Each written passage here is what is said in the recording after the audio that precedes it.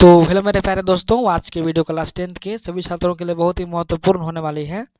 क्योंकि आज की इस वीडियो में हम क्लास 10th हिंदी का जो क्वेश्चन बैंक जारी हुआ है उसका जो चैप्टर 1 है, हिंदी का चैप्टर 1 है जिसका नाम पद है, जिसकी रचना सूरदास जी ने की है।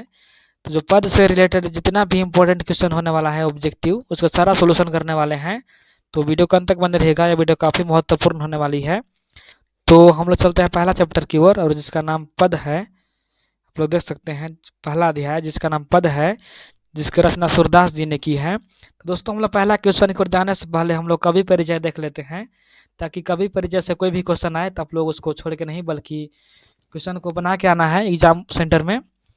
तो कवि परिचय हम लोग देख रहे हैं। तो जो सूरदास जी हैं, जो पद की रचना की है, उनका जन्म सन 1478 ईस्वी को हुआ था।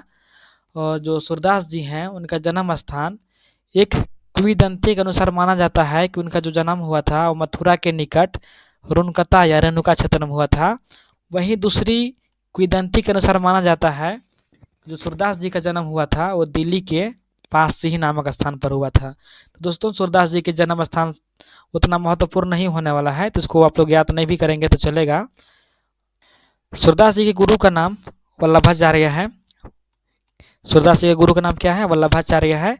और जो सूरदास जी हैं, उनका मृत्यु सन 1583 को पारसोली नामक एक स्थान है वहीं पर हुआ था। कितना हुआ था? 1583 को हुआ था। और उनके जो प्रमुख रचनाएं हैं, सुरसागर है, साहित्य लहरी और सुर सरावली है। और सूरदास जी की जो पद की काव्य भाषा है वो ब्रज भाषा है। कैसा है? ब्रज भाषा है। तो दोस्तों, ये रहे कवि परिचय। कवि परिचय देखने के बाद कवि परिचय से जितना भी इम्पोर्टेंट क्वेश्चन बनता है उसको हम लोग देखेंगे। तो जो हमारा पहला क्वेश्चन है वो कह रहा है कि सूरदास जी का जन्म कब हुआ था। तो जो सूरदास जी हैं, उनका जन्म सन 1478 ईस्वी को हुआ था। कब हुआ था? सन 1478 ईस्वी को हुआ था। उनके गुरु का क्या नाम था? जो सूरदास जी थे, उनका गुरु का नाम वल्लभाचार्य था। अभी आप लोगों ने ऊपर देखा। क्वेश्चन नंबर 3 कहता है कि उनकी मृत्यु कब और कहाँ हुई थी। तो जो सूरदास जी थे, उनकी मृत्यु सन 1583 को पारसोली नामक स्थान पर हुआ था। अभी मैंने आप लोगों को ऊपर बताया कि सूरदास जी का मृत्यु कहाँ पर हुआ था? पारसोली नामक स्थान पर हुआ था। कब हुआ था? 1583 को हुआ था।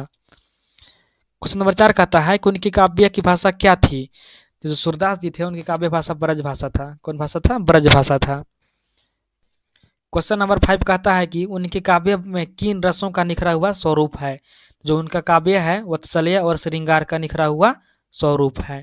क्वेश्चन नंबर 6 कहता है कि उनका प्रमुख काव्य ग्रंथ कौन सा है।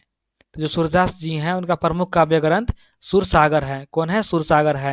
और ये क्वेश्चन काफी वीवीआई होने वाला है, इसको आप लोग कहीं पर अच्छे से लिख लीजिएगा वीवीआई मार के, क्योंकि आने वाला बोर्ड एग्जाम में ये क्वेश्चन देखने को मिलेगा एग्जाम सेंटर में।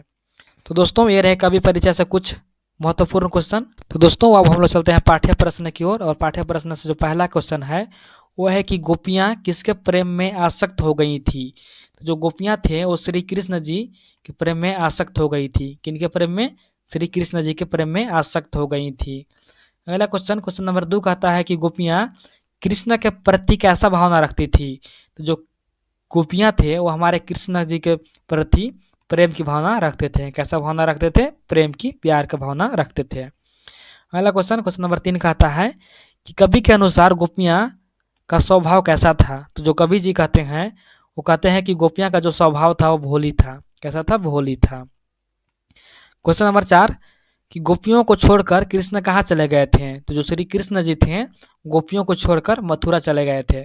कहाँ चले गए थे? मथुरा को चले गए थे। क्वेश्चन नंबर 5 कहता है कि कृष्ण का योग संदेश लेकर कौन आए थे। तो जब कृष्ण जी ने मथुरा चले गए गोपियों को छोड़कर, तो उद्धव जी से उन्होंने योग संदेश लेकर भेजा था। किनके पास भेजा था? तो गोपियों के पास भेजा था। तो क्वेश्चन नंबर 5 क्या कहता है कि कृष्ण का योग संदेश लेकर कौन आए थे। तो उद्धव जी ने आए थे। क्वेश्चन नंबर 6 है कि इनमें से किस पक्षी की तुलना गोपियों ने स्वयं से की है। तो हारिल नामक एक पक्षी है। अगर यदि आप लोग चैप्टर को अच्छे से पढ़े होंगे तो वहाँ पर हारिल नामक पक्षी का वर्णन किया गया है।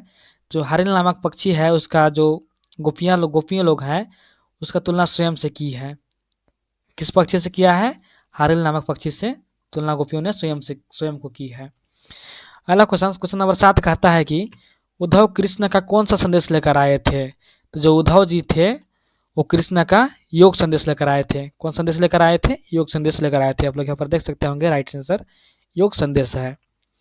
अगला क्वेश्चन नंबर 8 कहता है कि कृष्णा का संदेश सुनकर गोपियां की स्थिति कैसी हो गई थी? तो जो जो उद्धव ने कृष्ण का योग संदेश लेकर आया था, उनको सुनकर जो गोपियां थी उसकी स्थिति विरह की आग जगी थी। विरह की आग जगी थी। क्वेश्चन नंबर 9 कहता है कि उद्धव के व्यवहार की तुलना किसके पत्ते से की गई है?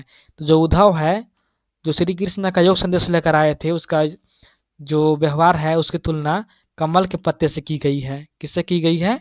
कमल के पत्ते से की गई है। अगला क्वेश्चन, क्वेश्चन नंबर 10 कहता है कि उद्धव किसकी संगति में रहकर भी प्रेम से अछूत रह गए? तो जो उद्धव थे वो श्री कृष्ण जी के संगति में रहकर भी उनके प्रेम से अछूत रह गए थे। तो दोस्तों, ये रहे कुछ आज के इंपॉर्टेंट क्वेश्चन। फिर मिलते हैं एक नई वीडियो के साथ, तब तक के लिए धन्यवाद।